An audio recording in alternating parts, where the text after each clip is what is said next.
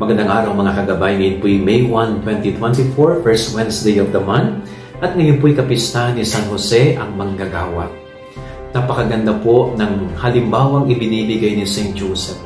Si Saint Joseph po ay isang simpleng tao, ordinaryong tao, walang yamang sa buhay, subalit siya ay nagsikap na buhayin si Mama Mary at ang ating Panginoong Hesus sa pamamagitan ng marangal na hanapbuhay bilang isang karpintero. Sinikap niya na tuparin ang kalooban ng Diyos at sinikap niyang gampanan ang kanyang responsibilidad sa mag-ina. Kanya nga si St. Joseph po ay patron din ng mga manggagawa. Sa lahat ng mga manggagawa na nakapanunood po ng video na ito, kayo po ay isang biyaya mula sa Diyos. Kayo isang biyaya mula sa Diyos sapagkat handa ninyong talikuran ng inyong sarili. Handa kayong magsakripisyo para sa mga taong malapit sa inyong puso, lalo ng inyong pamilya at mga mahal sa buhay.